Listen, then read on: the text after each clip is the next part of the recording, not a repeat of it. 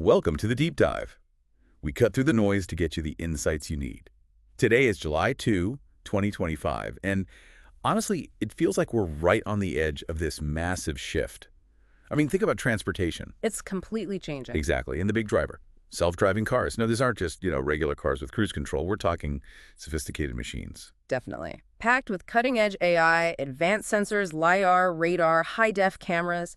The works. Think of those sensors like the car's eyes, right? Seeing 360 degrees way better than we can, even in fog or rain. And the AI is the brain behind it all, processing insane amounts of data, making split-second decisions. So the big question we're diving into today is, how are these autonomous vehicles, these AVs, really going to change how we travel, work, and just live? What's the actual impact on you? And it's not science fiction anymore. I mean, the Society of Automotive Engineers, the SAE, they're predicting level 4 autonomy will be widespread by the end of this year, 2025. Level 4. So cars driving themselves in most situations, no human needed. Pretty much, yeah. In defined areas or conditions, but largely independent. It's a huge milestone. Okay, so that's our mission for this deep dive. We've looked at the sources, and we want to pull out the key takeaways about AVs, the good, the bad, the challenges, and what it all means for you. And speaking of getting well informed, if you're looking for more deep dives into fascinating topics just like this one, make sure you check out Mind Expansion Daily. It's packed with exactly this kind of insightful info. All right, let's start with maybe the biggest promise, the one everyone talks about. Safety, making roads safer. Yeah, and when you look at the stats, you see why it's such a focus. It's pretty bad currently, isn't it? It is. The World Health Organization, the WHO, finds that human error is behind something like 90% of the 1.3 million road deaths globally each year. 90%, wow. Yeah. Distracted driving, being tired, bad judgment, all the things humans do, removing that factor is potentially revolutionary, like tackling a major disease.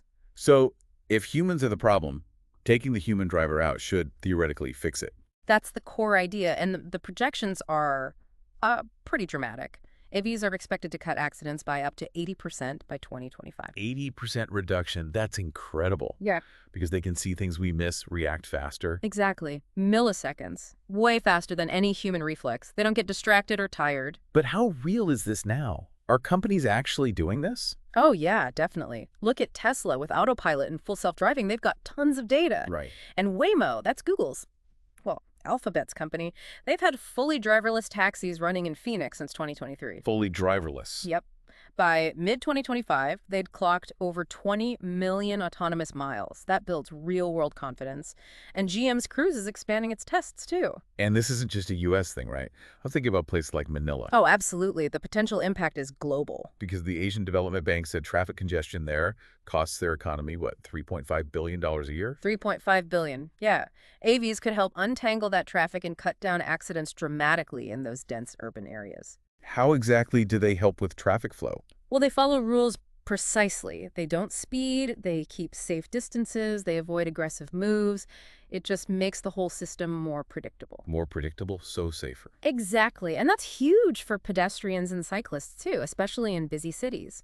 Fewer unpredictable human drivers means fewer risks for them. There's also that, psychological benefit of traffic just flowing better. But getting them to work everywhere, that must be tough. Yeah. Snowy roads, chaotic city centers. Absolutely. Rigorous testing and validation are non-negotiable. It needs billions of miles, both real-world driving and complex simulations. Simulations to cover those weird edge cases. Precisely. Things you might only see once in a million miles of real driving. They need to handle everything. Okay, so beyond safety, which is huge, where else do we see big changes? You mentioned urban planning.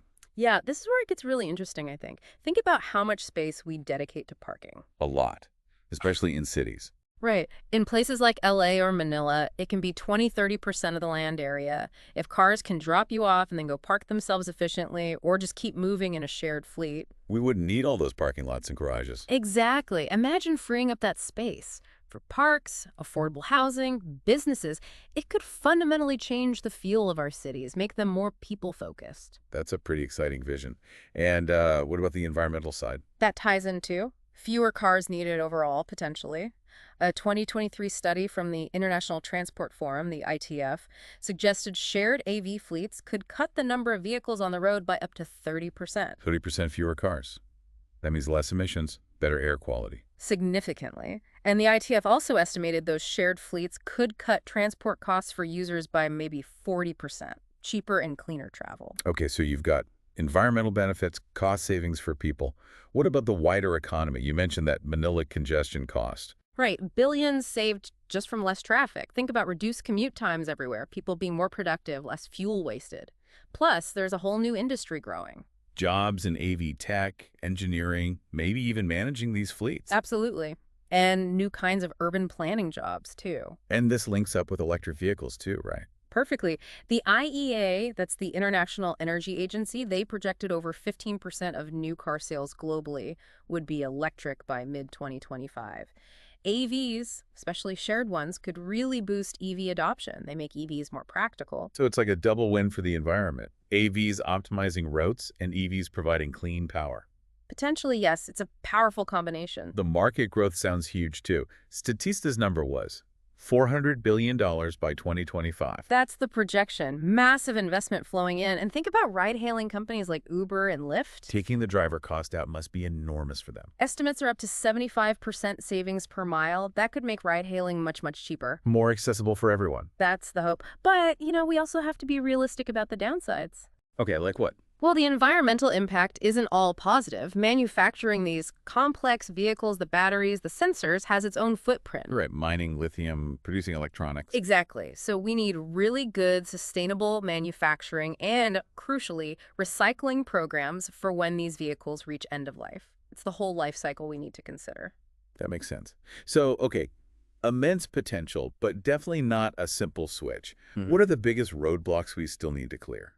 Well, the big one is regulation. It's still kind of a mess, honestly. Patchwork. Yeah, exactly. Only a few U.S. states and places like Singapore have really comprehensive rules as of now. NHTSA, the Highway Safety Agency in the U.S., is working on standards, but But there's no global agreement yet. not really. And a huge sticking point is liability. If an AV crashes, who's responsible? The owner, the manufacturer, the software provider. That's a complicated question. Very. And we need answers, ideally international agreements, like soon, to make this work smoothly across borders. Okay, regulations. Yeah. What else? You mentioned people's feelings about it. Public acceptance, yeah. It's crucial. That AAA survey from 2024 showed over half of U.S. drivers, 55%, were actually afraid to ride in a fully autonomous car. Afraid. Why? Safety concerns? Losing control? Both. People are used to being in charge. Giving that up to a machine, it takes trust. And building that trust needs a lot of education and transparency, especially when things do go wrong, even rarely. And transparency ties into another challenge, right? What happens to all the professional drivers? That's a huge social question. The Bureau of Labor Statistics numbers are sobering. 2.2 million truck drivers in the U.S., 600,000 taxi drivers. And AVs could potentially replace many of those jobs. It's a very real possibility. So we absolutely need proactive transition programs, reskilling people for new roles, maybe in AV maintenance, remote oversight, data analysis, something. It needs serious thought and investment. So regulations, public trust, job transitions. Yeah. What about the tech itself? Is it hackable? Cybersecurity is a massive concern. These cars are basically computers on wheels, deeply connected. Making them targets. Potentially, yes. There was that incident reported in 2023 where a hacker apparently disabled a Tesla's brakes remotely. Wow, okay, that's scary. It really highlights the need for incredibly robust security. Constant updates, encryption, monitoring.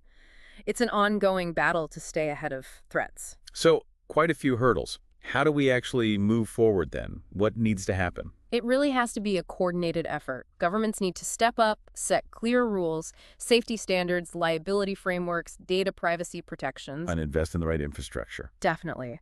Things like reliable 5G networks are important, and vehicle-to-infrastructure communication V2I, so cars can talk to traffic lights, road sensors. That helps AVs perform better. And the companies building the cars. What's their role? Transparency is key for them. Sharing safety data, being open about how the systems work, what their limitations are. That builds trust. And making them affordable. Crucial for accessibility. This tech shouldn't just be for the rich. We need options for everyone. Which brings up that equity point you touched on earlier. Right. We need to make sure this revolution doesn't leave people behind. The digital divide is real. So how do you ensure access in, say, low-income areas? Maybe things like subsidized AV shuttle services or integrating AVs tightly with existing public transit to fill gaps. We need deliberate policies to make sure the benefits are shared widely. Okay, so wrapping this up, it's clear self-driving cars have this incredible potential. Safer roads, maybe an 80% drop in accidents. Greener cities, potentially 30% fewer cars, lower emissions. More efficient travel, transformed urban spaces. Companies like Waymo, Tesla, Cruise are pushing it forward. Yeah, the promise is definitely there. But the challenges are real too. Regulations, public trust, jobs, security, equity. They are significant roadblocks, no doubt, but they're not insurmountable. If governments, industry, and communities work together, we can navigate them. The key is that collaboration, isn't it? To make sure we actually realize that potential for everyone. So it leaves you thinking, doesn't it? What are your thoughts on this future? Are you ready to hop into an AV, excited about the possibilities? Or do those concerns still weigh heavily? It's a future arriving fast. And hey, if you want to keep exploring big ideas like this, make sure to like and subscribe to Mind Expansion Daily wherever you get your deep dives. We'll be back soon with more fascinating topics to unpack together.